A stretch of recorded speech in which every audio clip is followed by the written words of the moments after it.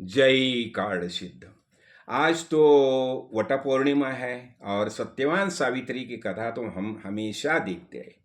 तो देखो क्या हो गया, ये अश्वपति नाम का जो राजा है मध्य देश का, तो उसे सवित्रु देवते के प्रसाद से ये सावित्री का जन्म हो गया है।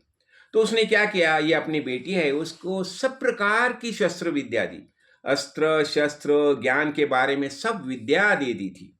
और बाद में क्या हो गया, जब भी उसकी शादी की उम्र होगी तो लेकिन कोई भी राजा, उसको इतनी तेजस्वी थी कि कोई भी राजकुमार खुद ब खुद उसे ब्याह के लिए मनाने के लिए तैयार नहीं था।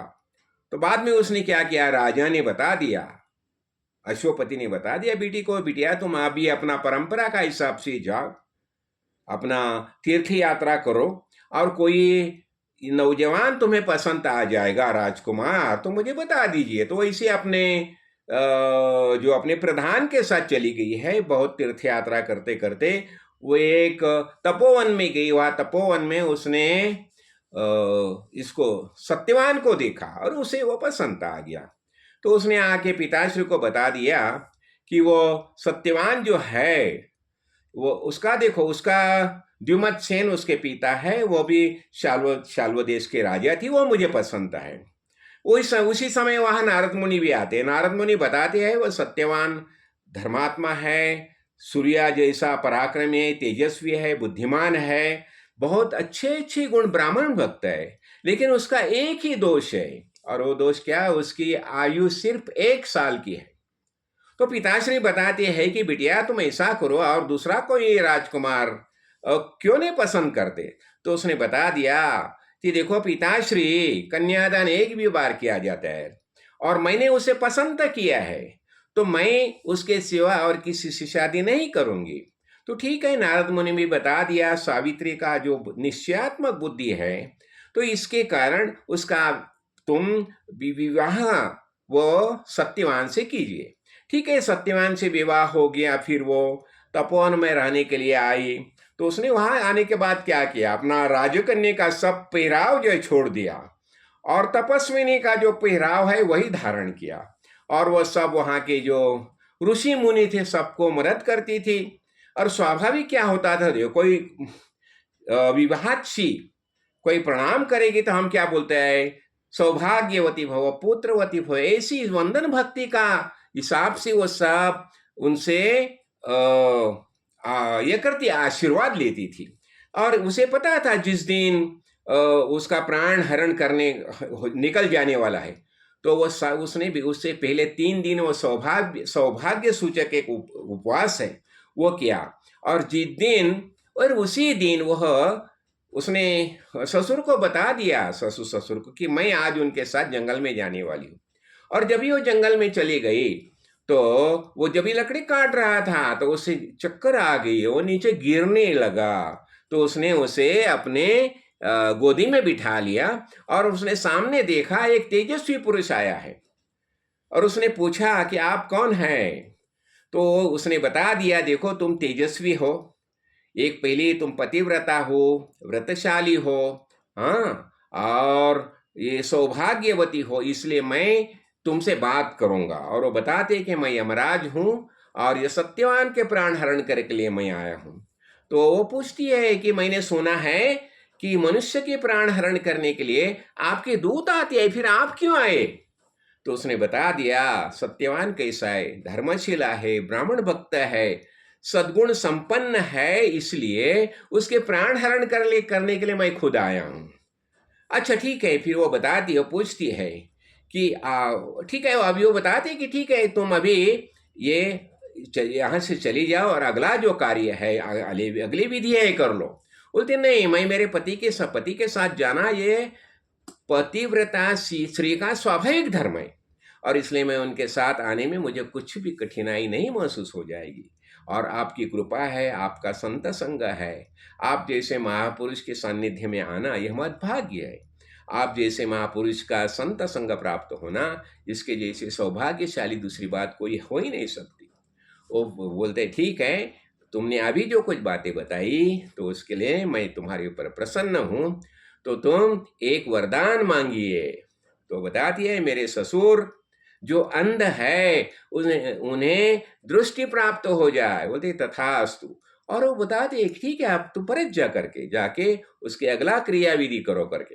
लेकिन वो बताती नहीं, आप कौन है? आप जो है ये न्याय न्याय देवता है। सब जो जन सामान्य है उनके कर्म का हिसाब से आप सब कार्य करते हैं। तो आप भव्य अपना जो कार्य है जो करते हैं बहुत, और आप करुणाकर है, कृपालु है, दयावान है। इसे देखो अनेक बातें करते हैं। संत संग का महात्म्य का है, एक एक एक एक बातें ऐसे बताती है। यमधर्म प्रसन्न होके उसे एक एक एक वर देते जाते रहे। तो पहला वर हो गया क्या? उसके ससुर को दृष्टि, दूसरे वर में उसने ससुर को राज्य देने की प्रार्थना की, तीसरा वर में खुद के पिताश्री को 100 औरस पुत्र की प्राप्ति होनी चाहिए ऐसा वर मांग लिया। और चौथे वर में उसने बता दिया कि मुझे 100 औरस पुत्र प्राप्त हो जाए। यमधर्म खुश होके एक एक एक एक वर देते जाते रहते।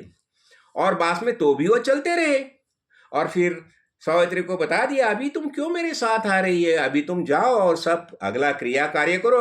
उसने बता दिया, देखो आप तो कृपावान है, दयालु है, परम करुणाकर है, न्याय देवता है, और अभी आपने जो मुझे एक वर दिया 100 औरस पुत्र, तो ये वर ये जन्म के लिए है या अगले जन्म के लिए है? देखो ये जन्म में मुझे 100 औरस पुत्र होने का वरदान आपने दिया होगा, तो मुझे मेरे पति सत्यवान के प्राण देना ही चाहिए। तो फिर यमधर्मों ने बता दिया, ठीक है बिटिया, मैं प्रसन्न हो गया और मैं सत्यवान को 400 वर्ष का आयुष्य देता हूँ और तुम्हें भी 100 औरस पुत्र प्राप्त होने का वरदान देता हूँ। ऐसा करके प्रसन्न होके यमधर्म चले गए। देखो यानी सावित्री को पता था 1 साल में पति का मृत्यु होने वाला है, लेकिन उसके ऊपर क्या करना चाहिए। तो उसने देखो जो कुछ समस्या आती है, प्रॉब्लम आता है, तो उसको कुछ ना कुछ कार्य उसका ये होता है ना, परिमार्जन करने का तरीका होता है ना।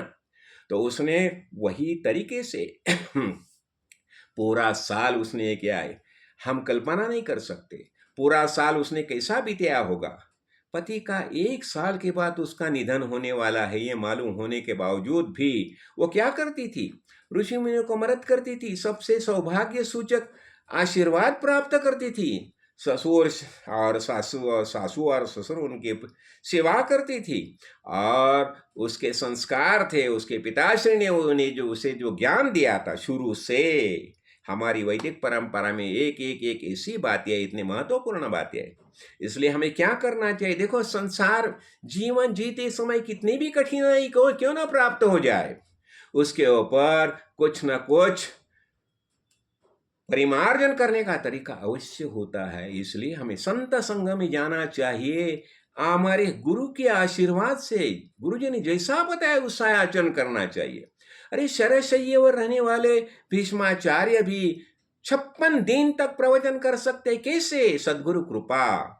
तो हमें भगवान की कृपा प्राप्त होती है। इसलिए हमारा आचरण कैसा होना चाहिए? आध्यात्मिक वैदिक परंपरा के हिसाब से हमारा आचरण होना चाहिए। देखो अभी ये अनेक देखो कितने स्त्रियाँ बड़ा 16 श्रृंगार करके पति के लिए सौभाग्य सूचक वरदान प्राप्त करती है। तो ये हमारा परंपरा से सब उपवास तो चलता रहता है। तो ये सब चलना चाहिए। देखो श्रद्धा भक्ति से सब कुछ प्राप्त होता है, लेकिन हमें वैसा आचरण करना चाहिए। ये सावित्री का उदाहरण से हम समझ सकते हैं। उसने क्या किया, उसे पता था, लेकिन उसने उसका परिमार्जन कैसा करना चाहिए, तो उसने ज्ञान दृष्टि से सब कार्य किया है। और यम धर्म जो है मृत्यु देवता, उससे भी उसने वर प्राप्त किया है। तो हम क्या बोलेंगे, यही सदगुरु कृपा से संभव होता है। जय काड़ सिद्ध, जय सा काड़ सिद्ध। और इसलिए देखो सावित्री का नाम देखो चलता रहता है। सब श्रिया सावित्री के नाम से जय जयकार करते कि उसने वैसा कार्य किया है। देखो इसलिए हमें वैसा ही कार्य करना चाहिए। जय काड़ सिद्ध, जय काड़ सिद्ध।